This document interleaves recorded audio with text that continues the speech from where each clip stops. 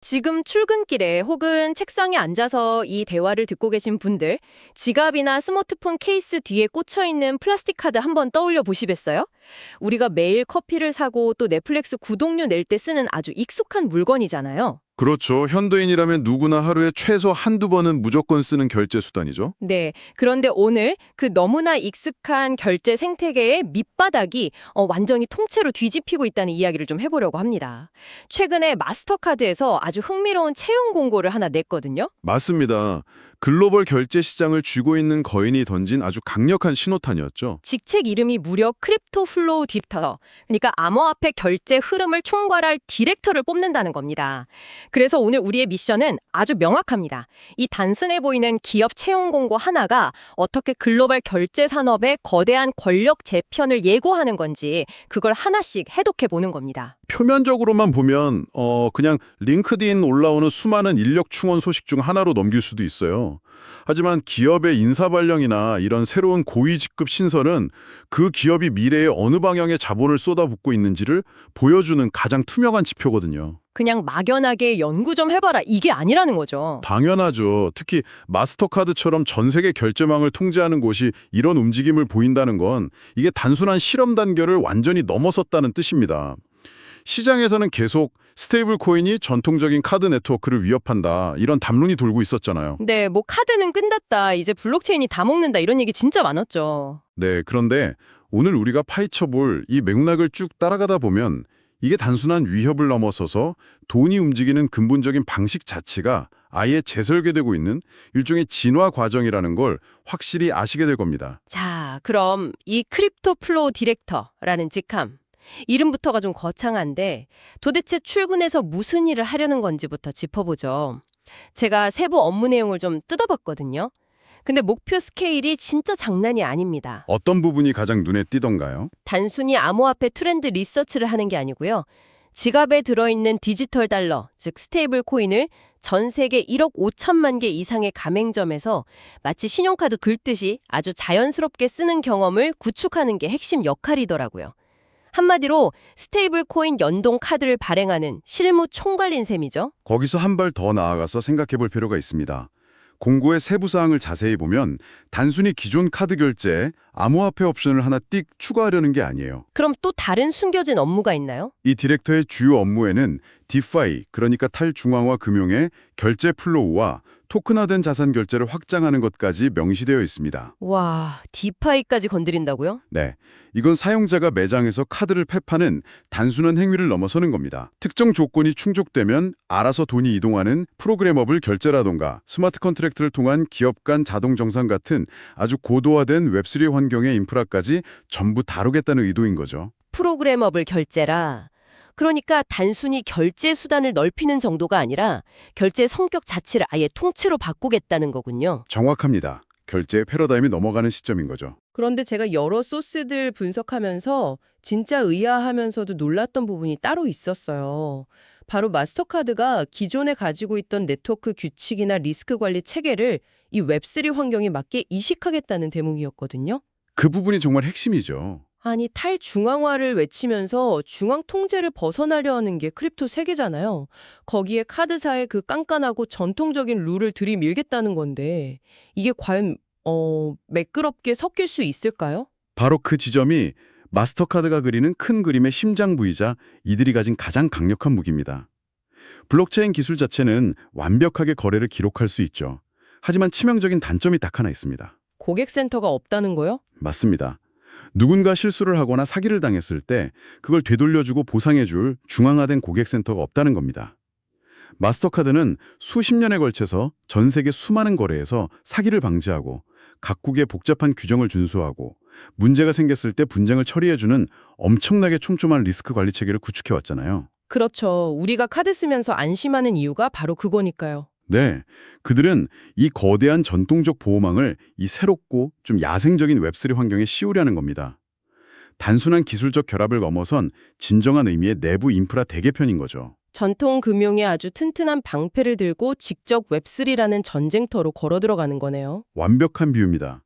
생각해보면 이런 거대 기업의 행보가 어느 날 갑자기 하루아침에 툭 튀어나왔을 리는 없잖아요.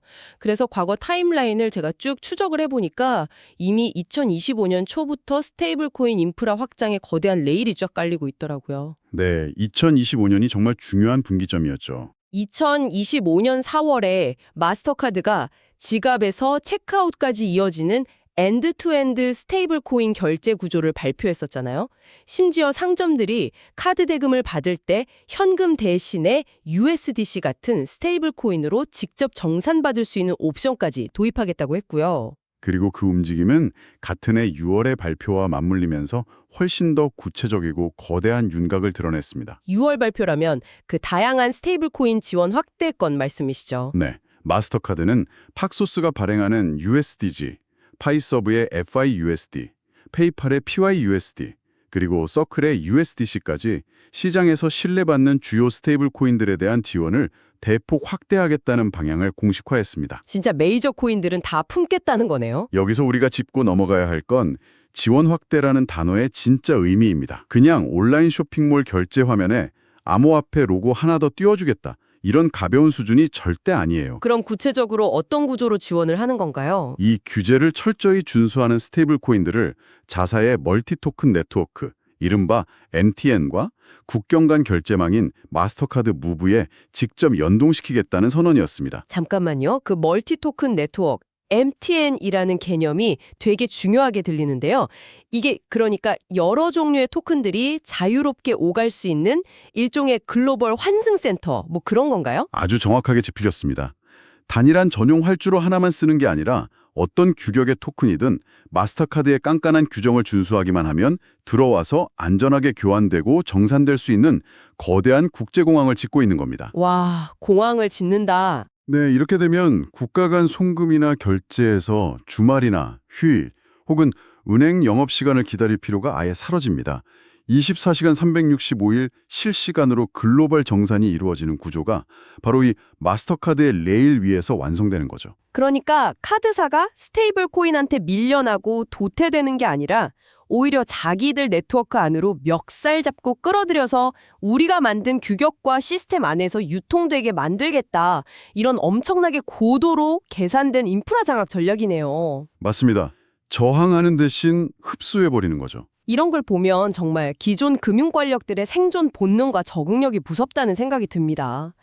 자, 그럼 여기서 아주 자연스럽게 드는 의문이 하나 있습니다. 왜 지금이냐 하는 질문이겠죠. 정확합니다. 이런 거대한 시스템을 뜯어 고치고 심지어 디렉터급 인력을 대거 영입한다는 건 엄청난 자본과 리스크를 동반하잖아요. 도대체 왜 하필 지금 이렇게 가속 페달을 미친 듯이 밟고 있는 걸까요? 우리가 모은 여러 분석 자료들을 종합해보면 그 타이밍의 배경에는 세 가지의 아주 강력한 동력이 작용하고 있었습니다. 첫 번째 동력은 그 누구도 부인할 수 없는 압도적인 규모의 경제입니다. 파이가 커져도 너무 커졌다는 뜻이군요. 네, 시장의 파이 자체가 기존 금융의 상식을 깨버릴 만큼 커졌기 때문이죠.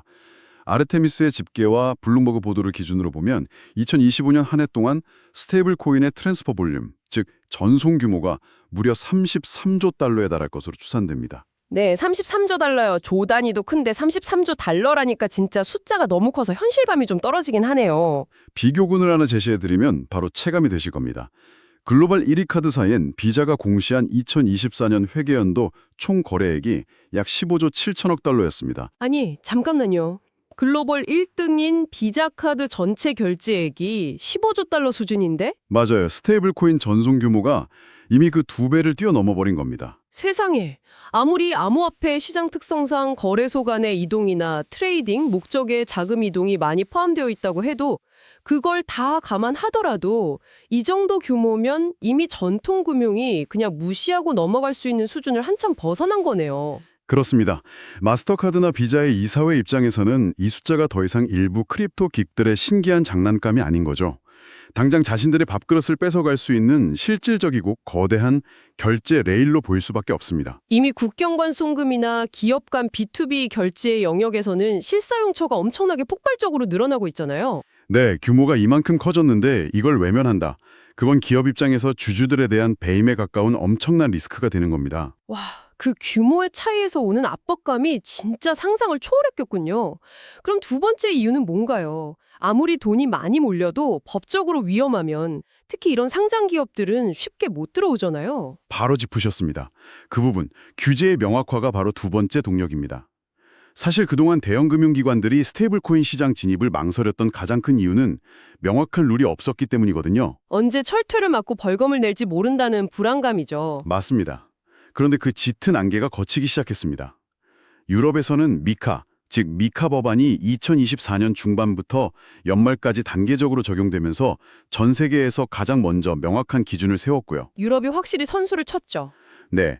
그리고 무엇보다 결정적인 건 바로 세계 금융의 중심, 미국에서 일어난 변화입니다. 2025년 7월에 제정된 미국의 연방법 지니어스 액트, GENUSS 액트 말씀이시군요. 드디어 미국 시장에도 공식적인 플레이그라운드가 생겼다는 거네요. 네, 백악관 공식 발표나 의회 문서를 통해 확인된 이 지니어스 액트의 제정은 시장에 엄청난 시그널을 주었습니다. 이제 어떤 준비금을 어떻게 증명해야 하는지, 감사는 어떤 주기로 받아야 하는지에 대한 아주 명확한 가드레일이 연방법으로 쾅 박힌 겁니다. 기관 투자자들이나 대형 금융사들 입장에서는 이제 법의 테두리 안에서 안전하게 사업을 확장할 수 있겠구나 하는 확실한 청신호가 켜진 거네요. 컴플라이언스 리스크라는 가장 껄끄럽고 큰 장애물이 치워지자마자 마스터카드 같은 거인들이 엄청난 자본을 들고 밀려들기 시작한 겁니다. 33조 달러라는 규모로 비자를 넘어설 만큼 커졌고 또 미국과 유럽의 룰도 명확하게 세워졌다. 정말 진입하기 완벽한 타이밍이네요. 그리고 아직 하나가 더 남았죠. 네, 마지막 세 번째 이유? 저는 이 여러 소스들을 보면서 개인적으로 이 부분이 제일 소름 돋았거든요. 바로 AI 에이전트 기반 결제, 일명 에이전틱 커머스의 부상입니다. 지금 이 방송을 듣고 계신 분들이 일상생활이나 비즈니스에서 가장 빠르고 직접적으로 체감하게 될 변화가 바로 이 부분일 겁니다. 지금까지 우리가 아는 상거래는 사람이 직접 상품을 고르고 카드 번호를 입력하고 결제 버튼을 누르는 방식이잖아요. 그렇죠.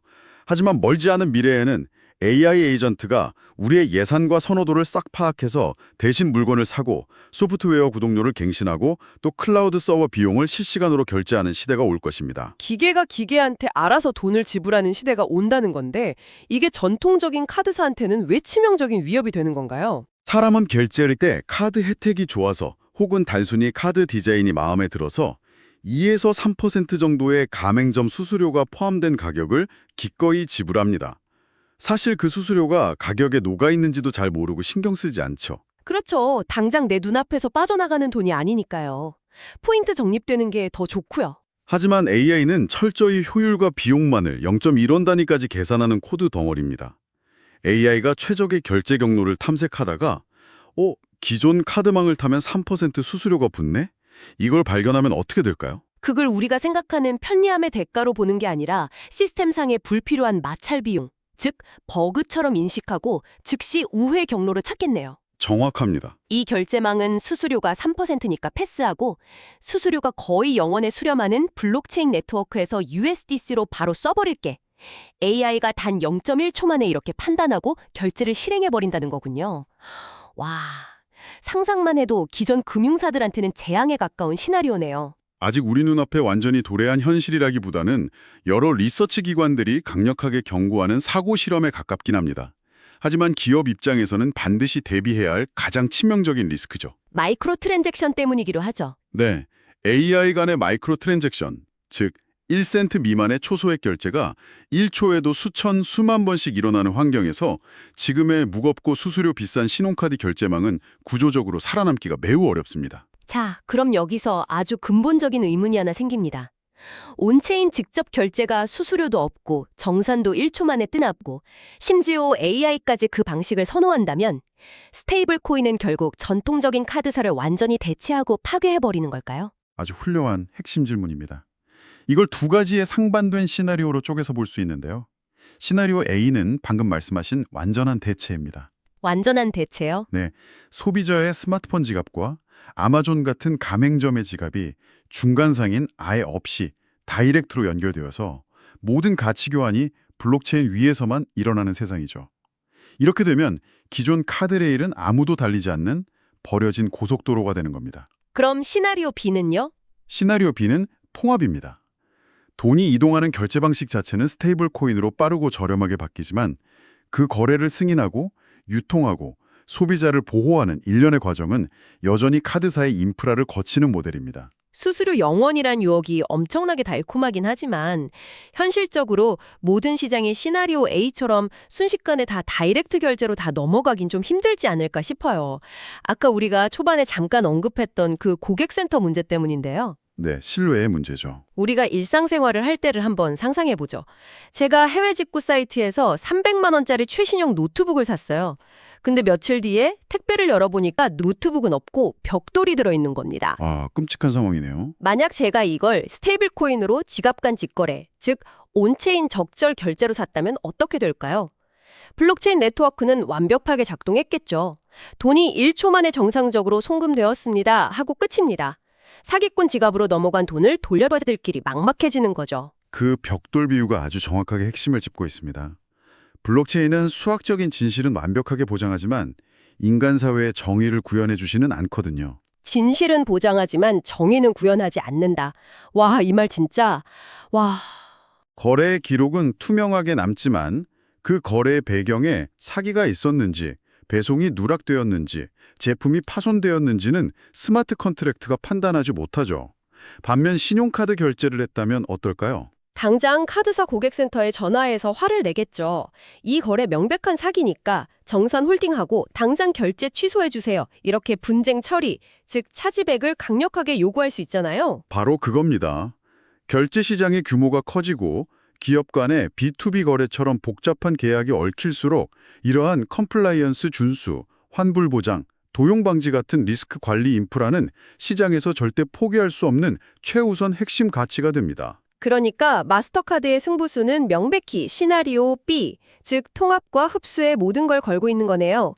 스테이블 코인이라는 새롭고 빠른 핏줄을 자기들의 몸속으로 기꺼이 받아들이는 대신 자신들은 결코 대체될 수 없는 뇌와 신경망, 즉 신뢰와 규정 레이어로 영원히 남겠다는 거잖아요. 그게 바로 핵심입니다. 결제 기술의 겉모습, 즉 돈이 굴러가는 바퀴는 블록체인으로 바뀌더라도 그 위에서 작동하는 신뢰라는 가치를 완벽하게 통제함으로써 생태계의 주도권을 절대 놓지 않겠다는 고도의 전략적 포지셔닝입니다. 단순한 통신망 역할에서 벗어나려는 거군요. 네, 마스터카드는 스스로를 돈을 옮겨주는 단순한 파이프라인에서 거래의 절대적인 안전을 담보하는 거대한 보호망으로 그 정체성을 재정의하고 있는 것이죠. 이렇게 되면 앞으로 네트워크 수수료를 떼어가는 명목 자체도 완전히 달라지게 될 겁니다. 수수료의 성격이 바뀐다고요? 과거에는 물리적인 통신망을 제공하는 대가로 수수료를 받았다면 앞으로는 당신의 자산과 거래를 온갖 웹3의 위험으로부터 안전하게 보장해주는 일종의 보험금 성격의 수수료로 비즈니스 구조를 아예 재설계할 수도 있겠죠. 진짜 흥미진진하네요. 단순히 돈이 오가는 빠른 파이프에만 까는 게 아니라 그 파이프 안에 흐르는 물의 수질 관리까지 우리가 독점하겠다 이런 거니까요.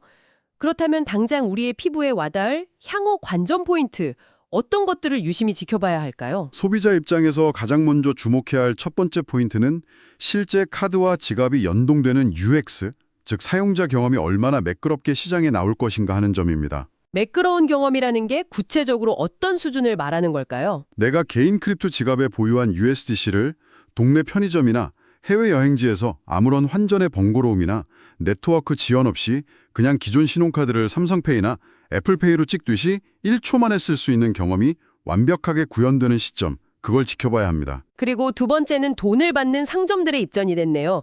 스타벅스 같은 대형 프랜차이즈 커피숍이나 아마존 같은 거대 이커머스 플랫폼들이 기존의 달러나 원화 같은 명목 화폐 대신에 스테이블 코인으로 매출을 정산받는 옵션을 얼마나 빨리 그리고 얼마나 넓게 채택할지도 아주 중요한 척도가 될 것 같습니다. 그렇습니다.